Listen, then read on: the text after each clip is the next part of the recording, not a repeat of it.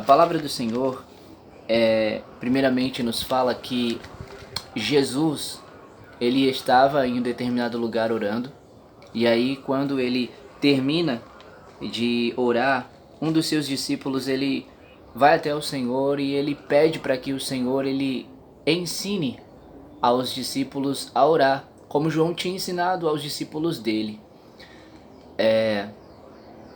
Os discípulos, eles entenderam a oração como a conexão, como a ligação com o Pai, como o meio de você conhecer a Deus e saber o que Deus quer de você, o meio de você viver para agradar a Deus. A oração, ela não é palavras repetidas ou palavras que a gente fala 1, 2 horas ali naquele tempo, não.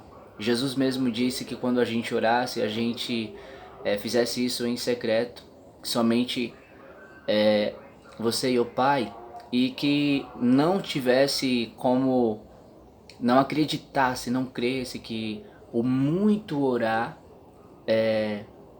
não ficasse repetindo as palavras que você já disse em oração e não acreditasse, não cresce que por muito falar você seria ouvido, porque tem pessoas que acreditam assim, que para elas a oração é uma coisa que tem que ser longa e que se elas não fizerem assim, não estão sendo ouvidas, que uma oração curta e pequena não é boa, entende?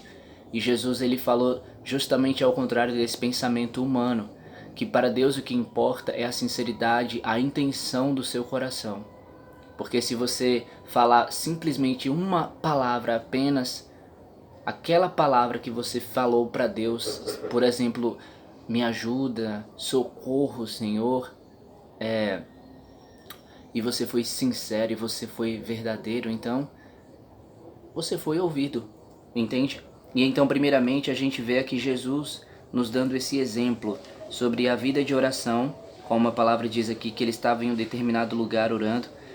E lá em Hebreus capítulo 5, do versículo 7 ao 8, né? O versículo 7 diz: durante os seus dias de vida na terra, Jesus ofereceu orações e súplicas em alta voz e com lágrimas àquele que o podia salvar da morte, sendo ouvido por causa da sua reverente submissão, ou seja, por causa da sua completa dedicação. Então, os discípulos viam no Senhor essa dedicação através da oração que ele tinha para com Deus.